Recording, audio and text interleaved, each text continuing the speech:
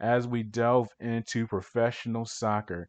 A big thing for Atlanta United, they are preparing to host New England tomorrow on July 17th.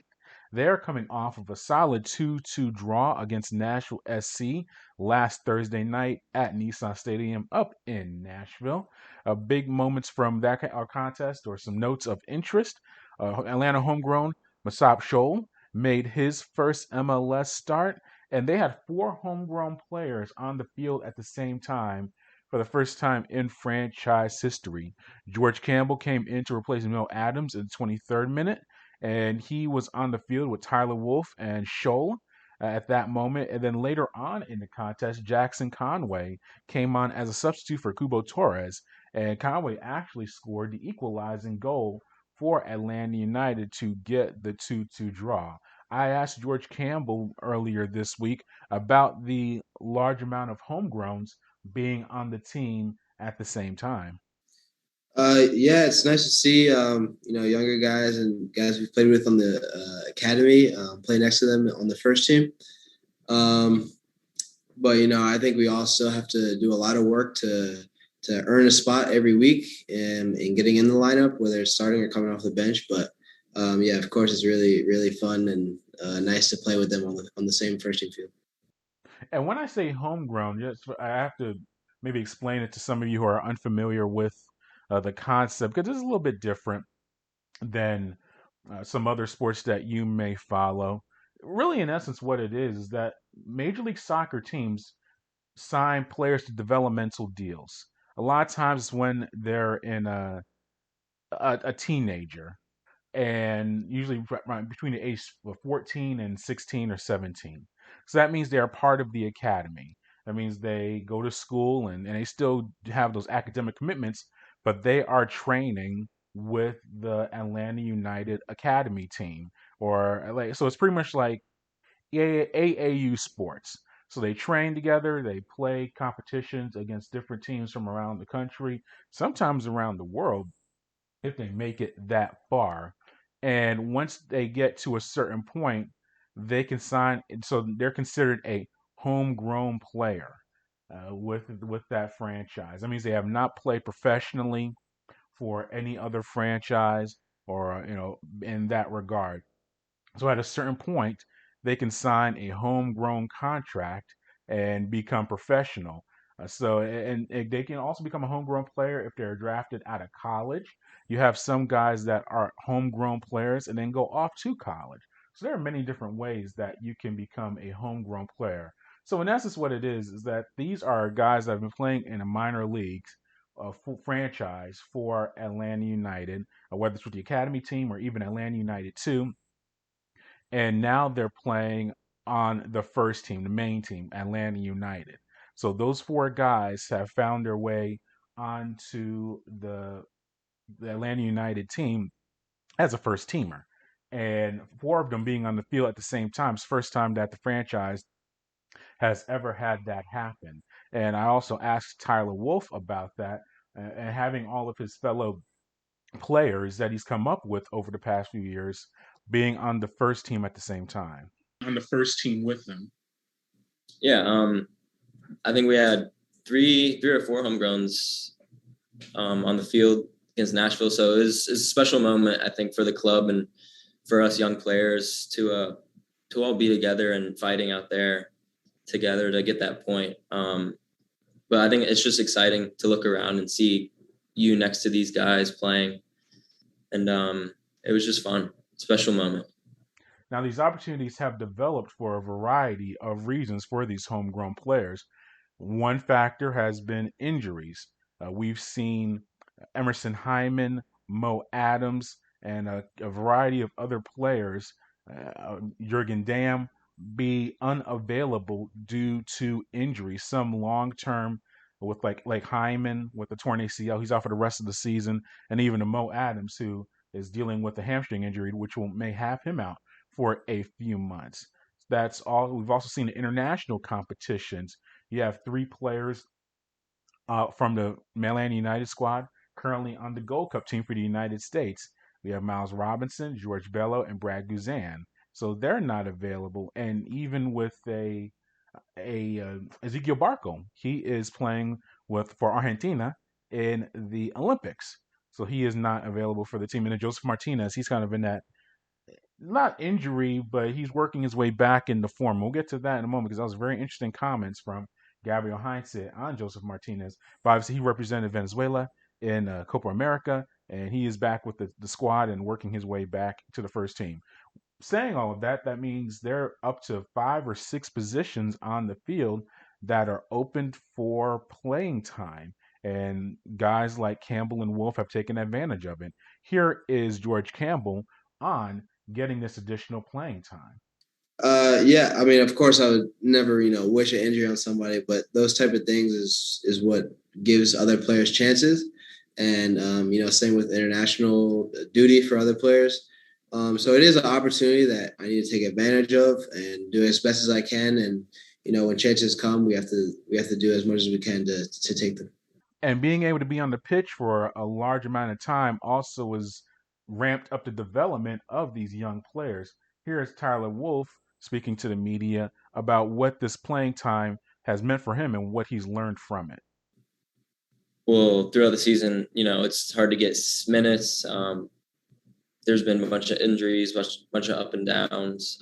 So just trying to stay focused and within the team the whole time, and just staying focused and trying to complete the message that Gabby has every week for us. And just trying to just stay focused and carry out the tactics and everything that Gabby has set out for us for each team each week. Adapting well to the speed. I know, going from the twos, a few games, playing with them to the first team, it's different. So I think once I get more minutes with the first team and playing against these other MLS teams, that it'll be good for me. And since we're in an international calendar, as I mentioned, all these international tournaments taking place from Euros to Copa to the Gold Cup, even the Olympics, you think about these guys representing the United States in this case, or their national teams on a big stage. I asked George Campbell about what this playing time can mean for him in future tournaments. Yeah, I mean, it's a goal of mine. I've only been to one camp at the youth level, so just taking my chances. Like I said, I can't really take the chance for granted. I gotta work hard and play well, and then if the chances come, they come. I hope they do, but I have to focus on of course, my club first.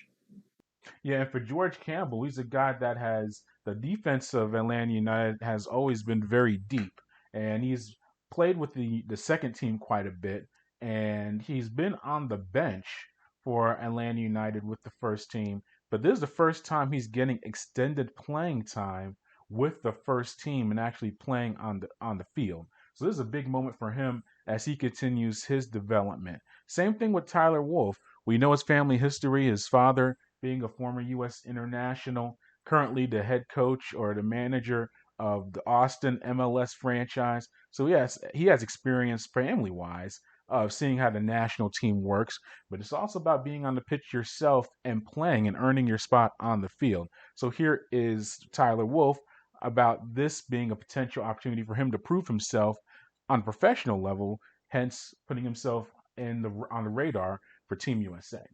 It's a good opportunity for me. As George said again, I mean, it just gives me an opportunity. So when I go out there to try and perform and make a name for myself, to try and get eyes and just do good for myself, I think. Yeah, so it'll be very interesting to see what those guys can do and develop as we progress through the regular season. As I mentioned a few minutes ago with Josef Martinez, he's working his way back onto the field after representing Venezuela in the Copa America. It's been very interesting because we're starting to get notes, and we asked Heinze about Josef Martinez and when he can be available, for the team and get back to playing, first team minutes. He said that Josef Martinez has been training separately from the team And here is Heinze on that decision. And I won't put words in his mouth, I'll analyze it. But here is manager Gabriel Heinze for Atlanta United on Josef Martinez and his training situation. No tiene ninguna clase de problema físico. He doesn't have any kind of fitness problem or injury. Es una decisión absolutamente mía que entrene individual. It's my decision that he trained by himself. No, sigue entrenando separado del grupo. He's training by himself. He's not with the group. Los motivos los tengo yo y lo tengo muy claro. Like why I do this, I have a very clear idea of why. Mensajes a ninguna persona por la prensa. I cannot send messages to the press. I cannot send message to the player using the press. Yeah, and it's just very unusual that it's nothing physical. And it's interesting looking at the other media members and seeing the Atlanta United supporters. If I had answers, I would tell you myself. Obviously, you could follow a lot of guys. You know, Doug Roberson with the AJC. Obviously, Doug's an excellent reporter. You know, and many others that you can go to check things out. But as far as and so you can follow a Doug or Felipe Cardenas with The Athletic. Those two colleagues of mine in the sports media world, they do a great job of following everything and get plenty of information. And they're struggling to find some stuff going on with Atlanta United and this Josef Martinez training scenario. So if they're struggling with it, you know that I am. I don't know. It says not physical. So, you know, obviously with the returning from the torn ACL, anytime you hear Josef Martinez training in a different way, you worry about that.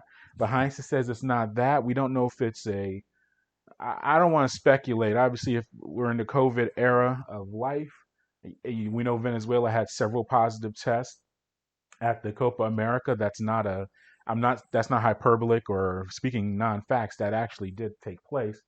So we just don't know what's going on with that. But he's training with the team, but he's training, but not with the team, you know, on the pitch together with them. So I don't know what to make of that, but we'll see what happens there. But they do face New England as of tomorrow on July 17th, a team that is currently in first place in the Eastern Conference, a team that has surprised quite a bit of players or been a surprise in Major League Soccer this year, at least for the first half of the year. Here is Heinze on the team's preparations for New England. Es verdad que el tema emocional es muy importante en este deporte. It's true that the emotional part of the game is very important. Pero si estamos hablando de positivo, si estamos hablando de ganas, si estamos hablando de esfuerzo, we talk about the positive mindset or the effort. Yo no veo de una semana a otra un cambio. Para mí, I don't feel a big change between last week and this week. Es un placer entrenar con estos chicos. It's a real pleasure to train these boys. Yeah, we'll have a recap of that contest on our next show, as always, and a write-up on it afterwards as well. So make sure that you go to the site and check that out. United States national team will move on to the Gold Cup.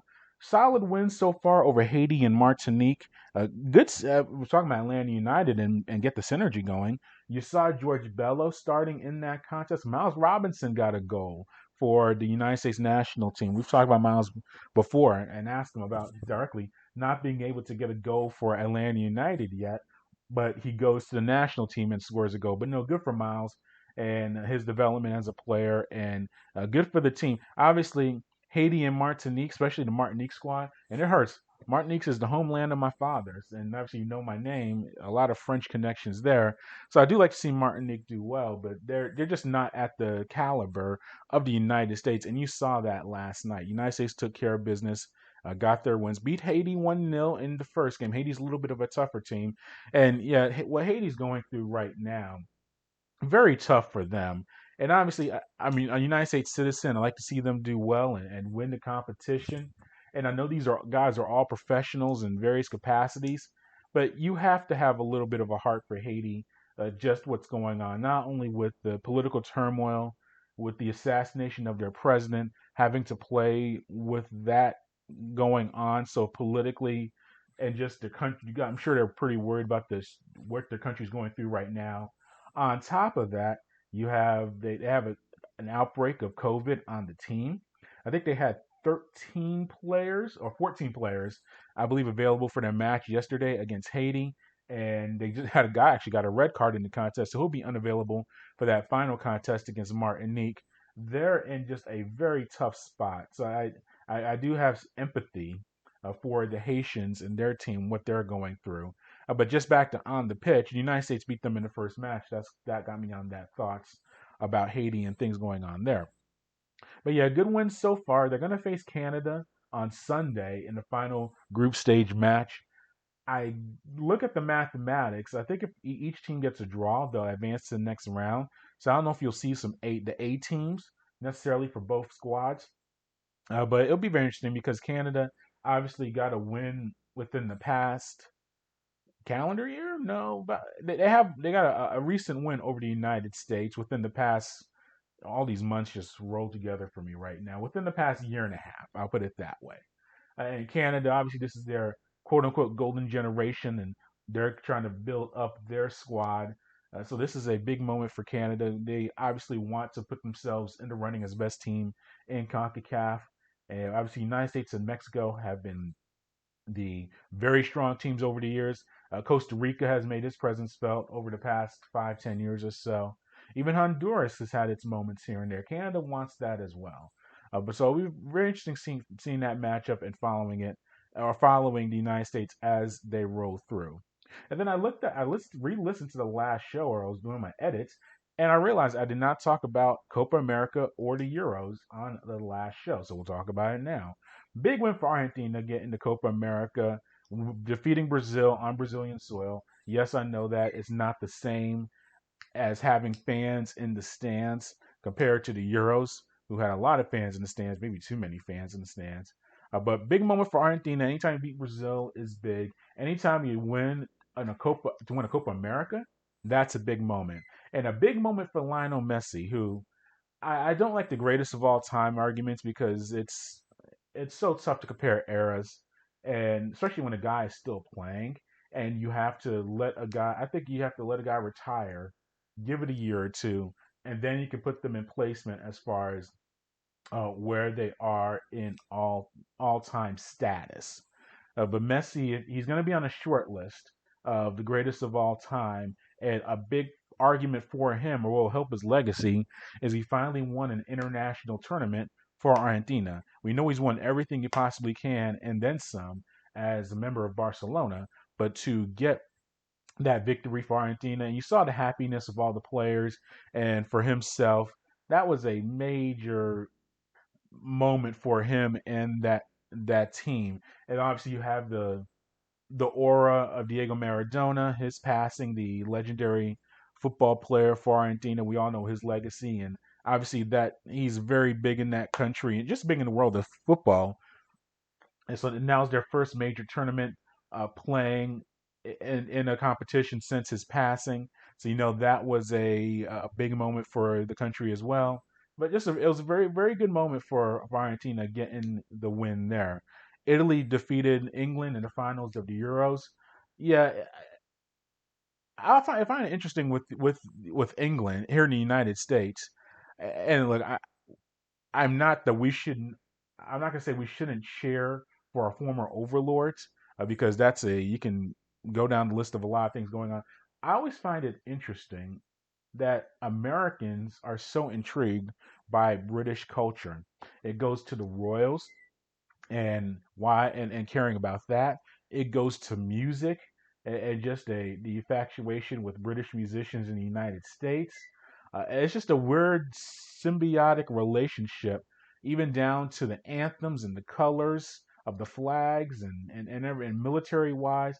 United States and what's it, in Great Britain, specifically England in this case, I guess there's always been a synergy for a lot of stuff. But there are people that I was on Twitter and otherwise who couldn't even tell you the other countries in the United Kingdom or name two cities in England outside of London and maybe Manchester.